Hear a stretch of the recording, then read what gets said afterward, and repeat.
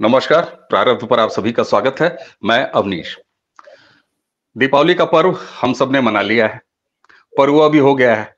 इस बीच पाकिस्तान से लगातार कई तरह की खबरें आती रहती हैं। तो अज्ञात जी लोगों की एक और खबर आई और दो लश्कर ए तोयबा के साहब लोग वो शहीद फरमा दिए गए। तो ये एक अपडेट था जो पाकिस्तान से अब जैसे सुबह दोपहर शाम रात को सोते समय होम्योपैथी दवा क्या खुराक होता है उस तरह से समाचार आ रहे हैं। भारत के लिए शुभ है। सबसे पहले आइए स्वागत कर लेते हैं बाबा रामदास जी का। बाबा जी नमस्कार, स्वागत है आपका। जय हो, जय श्री राम, जय जय श्री राम। जय सिया राम। बाबा जी अभी कुछ ही दिन पहले हम और आप फोन पर जब बात कर रहे थे तो ये हो रहा था कि साहब बहुत सारे विषय हैं। हम पंजाब पे बात करते हैं, हम हरियाणा पे बात करते हैं, हम मणिपुर पे बात करते हैं, हम मंगल ग्रह पे बात करते हैं। समस्या हम लोगों के सामने ये खड़ी हुई कि हम लोग उत्तर प्रदेश पे क्यों नहीं बात करते। तो लबोलुआब ये निकल के आया था हमारी बातचीत में कि साहब उत्तर प्रदेश में दिक्कत यह है कि समाचारों की कमी है, मुद्दों की कमी है। तो पहले तो आप जरा उसी बातचीत को बताइए कि आखिर आपने ये क्यों कहा और हम लोगों की बातचीत में ये कंक्लूजन क्यों निकल के आया कि साहब उत्तर प्रदेश में तो मुद्दा ही नहीं है बतियाने के लिए। ऐसा क्यों हुआ था? सर, जब भी अच्छी गवर्नेंस होगी ना तो देखिए आमतौर पे बतियाया जाता है नेगेटिव मुद्दों पे। जब कोई नेगेटिव खबर आती है तभी मुद्दा बनता है। उत्तर प्रदेश से इधर पॉजिटिव समाचार बहुत ज्यादा आ रहे हैं, नेगेटिव समाचारों की कमी हो गई। तो अच्छा, मैं आपको एक छोटी सी एग्जांपल देता हूं। अभी कोई समिट हो रहा था, उस पर अखिलेश जी ने बोल दिया कि बिजली बहुत कम आती है, तो लोगों ने टोक दिया, अरे सर क्या बात कर रहे हैं, बिजली बहुत अच्छी आ रही है। आपके जमाने में जहां 6 घंटे बिजली आती थी गांव में, आजकल 18-20 घंटे आ रही है। आप चुप हो गए।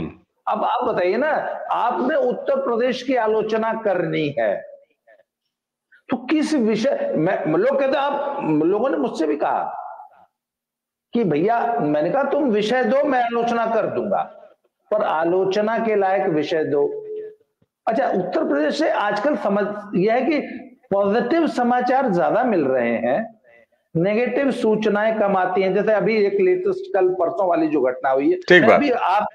हाँ बिल्कुल ठीक बात है। आप ने ये जो निष्कर्ष था ना, ये सबसे बड़ी बात है कि उत्तर प्रदेश से चूंकि अच्छे समाचार ज्यादा आ रहे हैं जिन पर खबरें बनने का बहुत कम चांस होता है, तो इसलिए शायद मुद्दों की कमी है।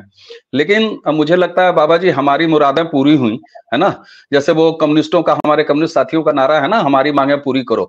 तो हम लोगों ने कहा कि मुद्दे नहीं है और दिवाली के ऐन मौके पर समाजवादी पार्टी के सुनामधन्य महासचिव स्वामी प्रसाद मौर्य, आखिर उन्होंने मुद्दा दे दिया कि आज आप और हम बैठ के उत्तर प्रदेश में बतिया रहे हैं। दर्शकों, स्वामी प्रसाद मौर्य बहुमुखी प्रतिभा के धनी हैं और इतने बहुमुखी प्रतिभा के धनी हैं कि कितनी पार्टियों से वो सफर करके समाजवादी पार्टी के महासचिव बने हैं।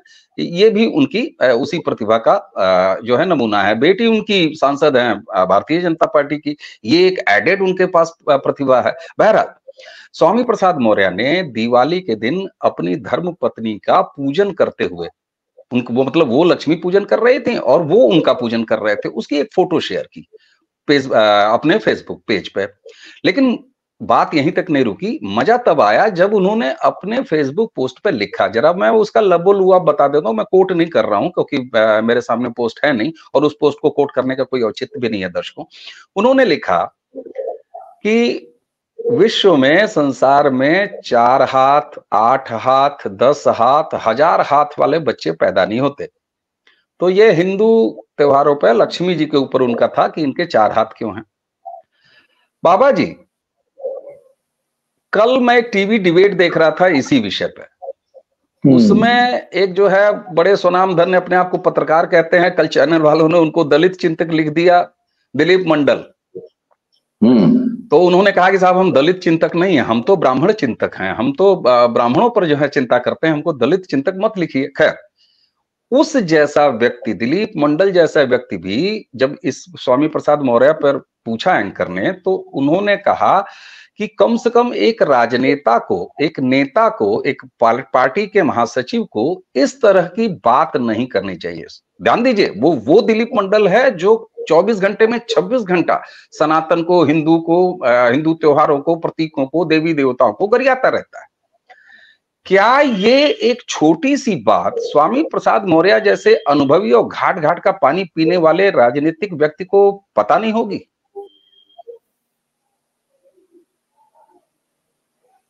सर अवनीश जी, इसके दो गंभीर पहलू हैं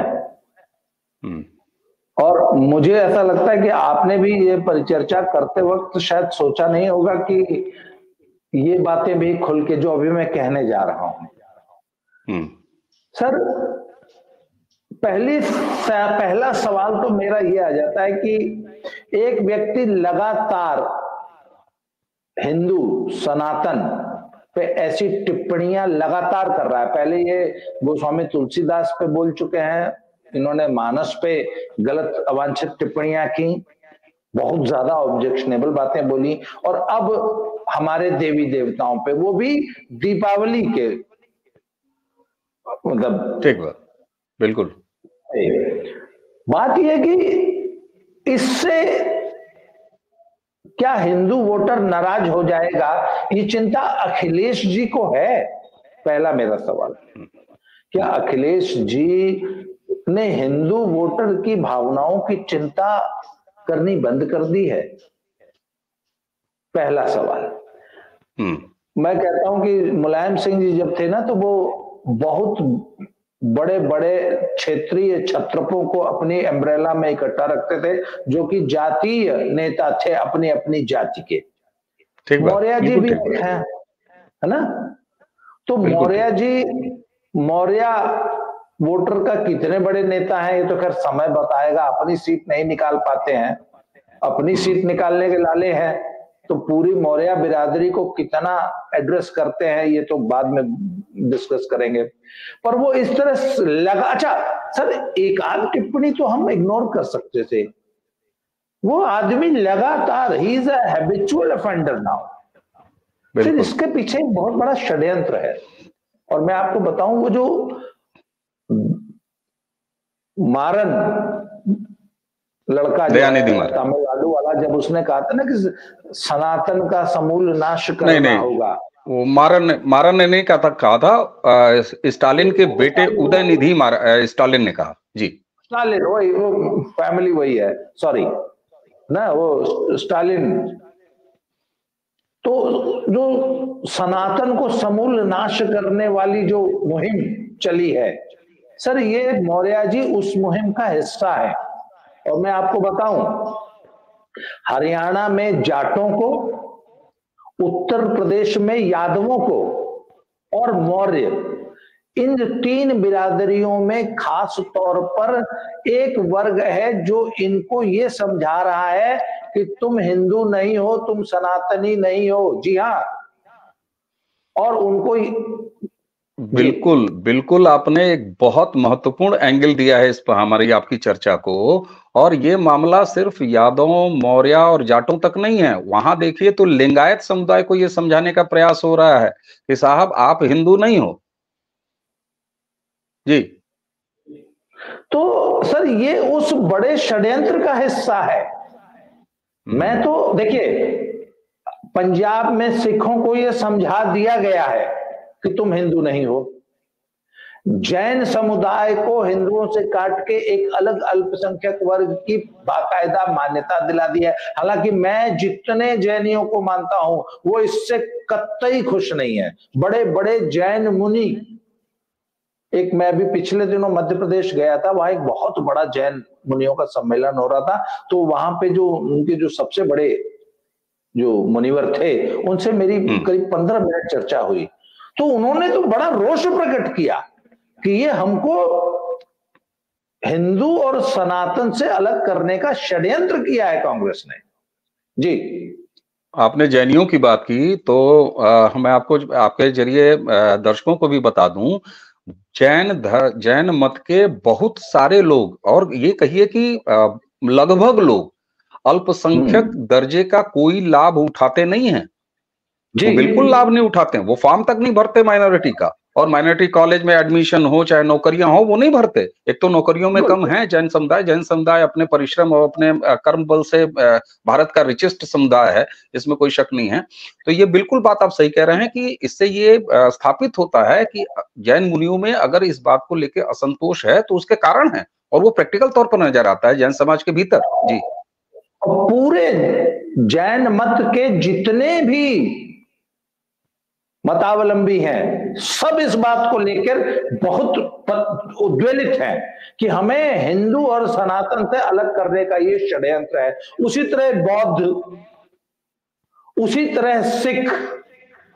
तो देखिए अब है क्या कि मोदी और भाजपा को सत्ता से दूर करने, हराने के लिए हिंदू एकता को तोड़ना पड़ेगा। ये बात इन लोगों को, इन विपक्षियों को समझ में आ गई है कि जब तक हिंदू एकता को नहीं तोड़ेंगे तब तक मोदी को नहीं हराया जा सकता।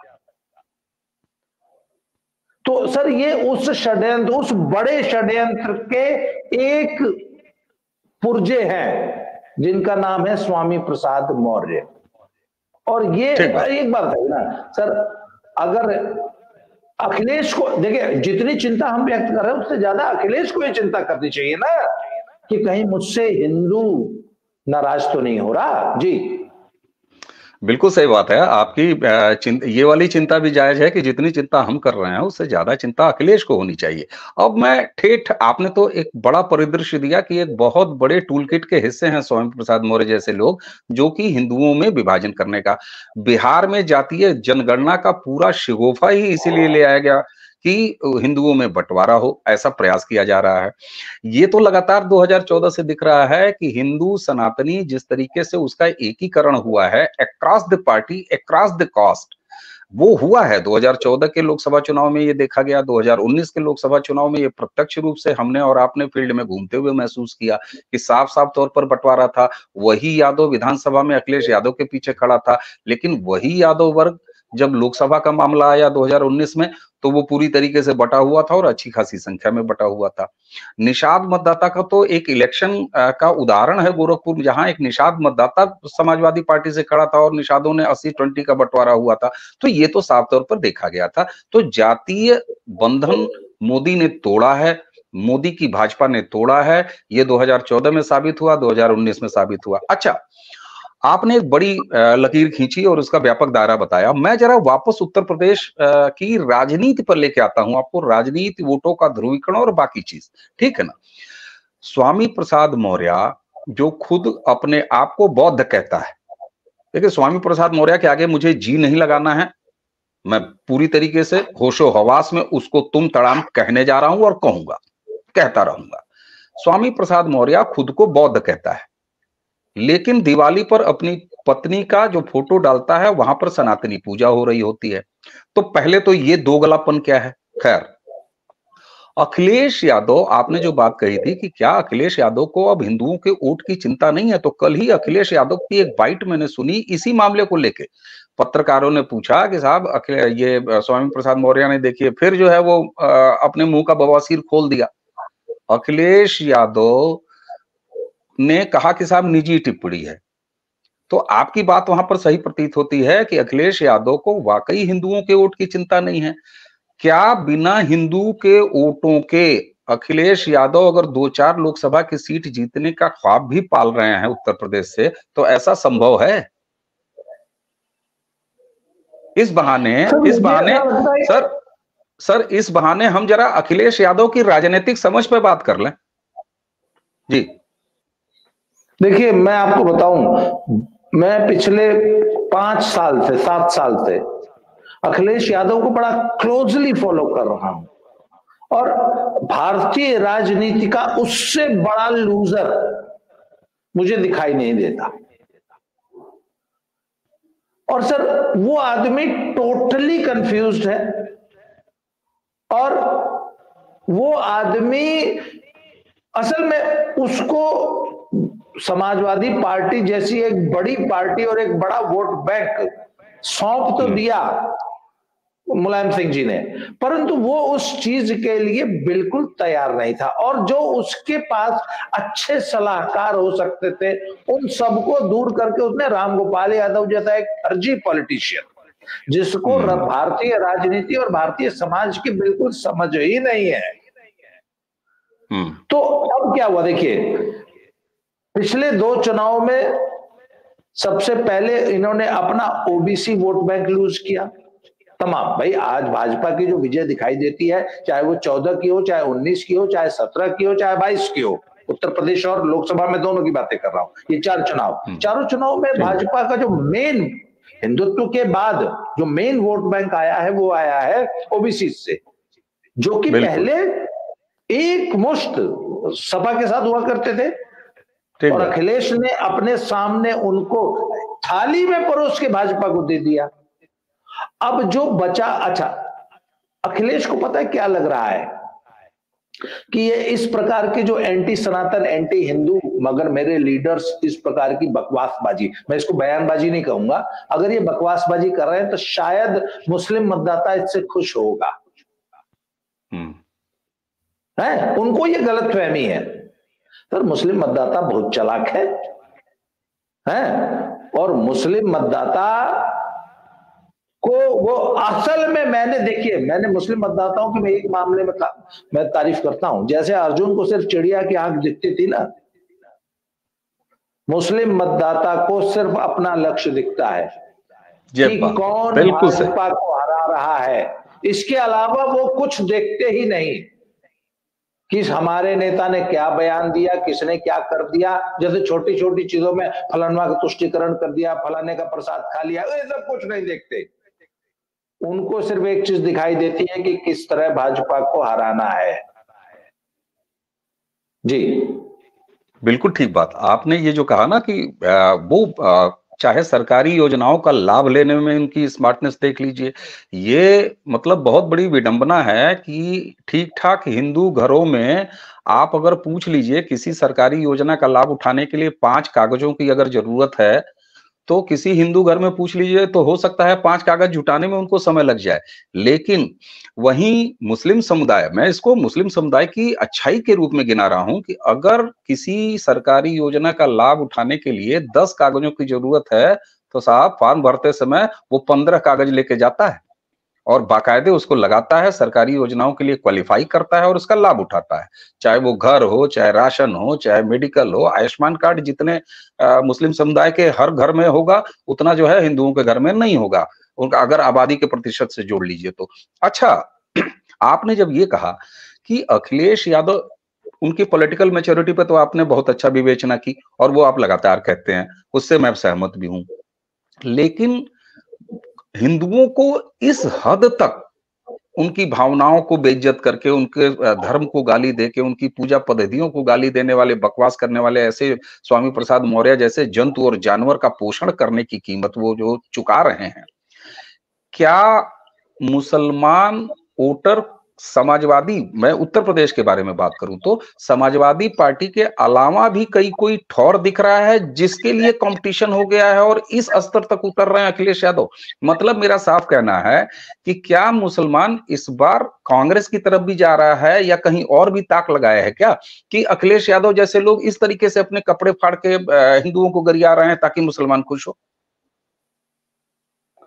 देखिए मैं आपको बताऊं, अतीक, मुख्तार और आजम खान, ये 3 लोगों की जो दुर्गति हुई है पिछले 7 साल में, उसको मुसलमान वोटर ने दिल से लगा लिया है जी। और खास तौर पे आजम खान की जो दुर्गति हुई है ना सर, उससे वो बहुत आहत है। और जैसे 2009 में, आपको याद है 2009 में जब माननीय कल्याण सिंह जी सपा में चले आए थे और जब मुलायम सिंह यादव ने ले लिया तो इसका बहुत सख्त विरोध किया था आजम खान ने। बिल्कुल। और जब पूरा मुस्लिम वोट 2009 में सपा से शिफ्ट होकर कांग्रेस में गया था, और जब सपा की कांग्रेस की जब 22 सीट आई थी 2009 के चुनाव में, तो सर वो पूरा आजम खान के इशारे पे हुआ था। और सपा को सबक सिखाने का प्रण आजम खान और उनके तमाम मुस्लिम वोटर्स ने ऑल ओवर यूपी ये काम किया था। सर वो चीज इस बार 2024 में रिपीट होने जा रही है। उसका कारण है, मुसलमानों को एक बात समझ में आ गई कि सपा बसपा मिलके लड़ लिए, सपा कांग्रेस मिलके लड़ लिए, सब कुछ करने के बाद भी हम बीजेपी को रोक नहीं पाए। तो रोक तो हमको देखो वैसे भी पाना नहीं है, उखाड़ तो देखो हम कुछ सकते नहीं, बीजेपी का तो कुछ नहीं उखड़ेगा, ये तय है। तो क्यों न कम से कम इस अखिलेशवा को तो समझा लिया जाए। ये मेरे एक मित्र हैं बहुत अच्छे, उनसे मैं हूबहू जो वर्ड उन्होंने यूज किया तो मैं आपको बता रहा हूं, इतना कॉन्टेम्प्ट का भाव है सर अखिलेश के लिए। मुस्लिम समाज में ये कंटेम्प्ट का भाव है, उनको लगता है कि ये मौके पे हमारे साथ खड़ा नहीं हुआ। अखिलेश की सबसे बड़ी प्रॉब्लम है सर, ये ड्राइंग रूम पॉलिटिशियन है, ये सुबह 11 बजे सो के उठता है, और आजकल मैंने सुना है इसको वो 7 PM की प्रॉब्लम इनको भी है, जो अपने हमारे भगवंत मान साहब वाली प्रॉब्लम है सर। मैंने सुना है कि अखिलेश जी इसके भी बड़े विशेष रसिया हो गए हैं। तो सर ये देखिए ये सार्वजनिक विमर्श का मंच है, और बाबा जी मैं रहता तो लखनऊ में ही हूँ, उत्तर प्रदेश की राजधानी में रहता हूँ, और ऐसा भी नहीं है कि पिछला मेरी उम्र जो है 17-18 साल की है कि मैं लोगों के व्यक्तिगत व्यवहार के बारे में जानता नहीं हूँ। तो जो आपने कहा, खैर वो तो खैर खान पान की निजी स्वतंत्रता है, और यहाँ मैं अपने वामपंथी मित्रों के काफी नजदीक हूँ कि भैया जो जिसको रुचि ले वो अपना खाएं पिए, वो अलग चीज है। बहरहाल, अच्छा मैं वहीं फिर वापस आऊंगा कि स्वामी प्रसाद मौर्य जैसा घृणित व्यक्ति जब इस तरह की बात करता है, तो क्या इसका एक और एंगल में तलाश रहा हूं। आपने कहा कि मुस्लिम वोटों को कंसोलिडेट करना चाहते हैं अखिलेश, लेकिन एक चीज और, सनातन के खिलाफ लगातार जहर बोके और लगातार इस तरह की जहरीली बातें करके, क्या ये हिंदुओं को भड़काने जैसी भी बात है कि कोई जो है वो 4 चप्पल ही मार दे स्वामी प्रसाद मौर्य को, कोई कालिक फेंक दे, मैं कहता हूं कोई ज्यादा उद्वेलित हो जाए और वो 4 हाथ पहुंच जाए उनके पास, तो इस तरह की क्या किसी अप्रिय घटना को उकसा रहे हैं कर देने के लिए स्वामी प्रसाद मौर्य जैसे लोग? सर देखिए, स्वामी प्रसाद की कोई औकात नहीं है, ना अपनी पार्टी में, ना अपनी बिरादरी में, ना अपने वोटर में। He is a loser, he is nobody. और सर देखिए, ये टोटली कंफ्यूज्ड लोग हैं। इनको देखिए सर, होता क्या है कि जब आंधी आती है ना, तो हमारे यहाँ भोजपुरी में कहावत है कि आंधी आवे बैठ गंवावे। जब आंधी आ जाए तो दौड़ दौड़ के चीज नहीं इकट्ठी करनी चाहिए, बल्कि चुपचाप एक कोना पकड़ लेना चाहिए, पहले जान बचे उसके बाद कुछ हो। सर आंधी आई हुई है, पॉलिटिकल आंधी है, और ये सब दौड़ दौड़ के अपना वोट बैंक बचाने की कोशिश कर रहे हैं, चाहे वो अखिलेश यादव हो, चाहे वो स्वामी प्रसाद मौर्य हो। सर कुछ होना नहीं है, और अखिलेश यादव सर इनडिसिसिव हो गए, वो बिल्कुल कंफ्यूज है कि मैं इस माहौल में क्या डिसीजन लूं। जी ठीक बात है। आप जब कह रहे हैं कि अखिलेश यादव पूरी तरह से कंफ्यूज हैं, मुझे लगता है कि आपने तो भांपी लिया है कि वो कंफ्यूज हैं, और आपने डिकोड कर लिया है या समझ लिया है कि वो कंफ्यूज हैं, जो लगातार ये आप कह रहे हैं। मुझे लगता है कि कांग्रेस ने और कांग्रेस के नेतृत्व ने भी भांप लिया है कि ये तो कंफ्यूज, टोटली कंफ्यूज आदमी है। आप जरा मध्य प्रदेश का याद कीजिए, उन्होंने कहा कि साहब 1:30 बजे तक हमको जगा दिया। अब ये बात भी आपके उससे सवाल से जुड़ा हुआ है कि 1:30 बजे रात तक अगर वो जग जाने से इतना परेशान हो रहे हैं, तो उन्होंने 1:30 बजे रात तक क्या मिस कर दिया। जिसकी वजह से वो इतना परेशान थे, और अगले दिन टीवी के लोगों के सामने वो कह बैठे कि साहब कमलनाथ ने हमको 1:30 बजे तक जगा दिया। मैं अपना वाक्य पूरा कर लूं ना, मैं अपना वाक्य पूरा कर लूं तो वहां पर रात को 1:30 बजे तक जगाया है ना, इनके खाने में लेट हुआ होगा है, अब आप आगे जोड़ लेंगे दर्शक। तो इन्होंने इतना डर था कि सुबह बोल दिया पत्रकारों के सामने कि साहब 1:30 बजे तक जगाया। मजे की बात यह कि 6 सीट ये जीते हुए थे, वहां 6 विधायक थे भाई मध्य प्रदेश में इनके सिंबल पे। तो कमलनाथ ने कहा कि साहब ठीक है 6 सीट तुमको दे देंगे।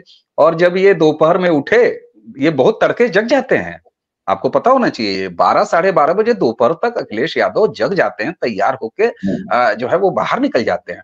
तो ये जब दोपहरिया में उठे 1:30 बजे जागने के बाद, तो इनको पता चला कि साहब वो जो 6 सीट इनको दिया था उसमें से भी 3 सीट पे मध्य प्रदेश कांग्रेस ने अपने कैंडिडेट उतार दिए। तो कांग्रेस भी इनकी पॉलिटिकल इमेच्योरिटी और इनके कंफ्यूजन को समझ चुकी है क्या, कि वो भी इस तरीके से इनको डील कर रही है। नहीं, मध्य प्रदेश चुनाव के दौरान इनके वक्तव्यों पे ध्यान दीजिए, इनका फोकस बिल्कुल भी, he has not spoken even a single word against BJP in MP. ये इस वक्त सिर्फ कांग्रेस की आलोचना कर रहे हैं, कांग्रेस के साथ लड़ाई लड़ रहे हैं। असल में वो लड़ाई मध्य प्रदेश में नहीं लड़ रहे हैं, वो उत्तर प्रदेश में अपनी मुस्लिम टर्फ को बचाने के लिए बेचैन है। और इस वक्त उनकी दुश्मन नंबर 1 बीजेपी नहीं है, योगी आदित्यनाथ नहीं है, इस वक्त उनकी दुश्मन नंबर 1 यूपी में कांग्रेस है, जो कि उनकी मुस्लिम टर्फ को खा जाना चाहती है।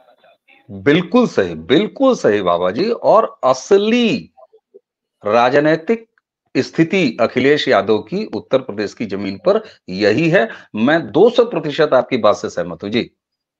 और नंबर 1, इस वक्त वो सीटों की लड़ाई नहीं लड़ रहा है आदमी। Akhilesh is not worried about the number of seats he is going to win, no.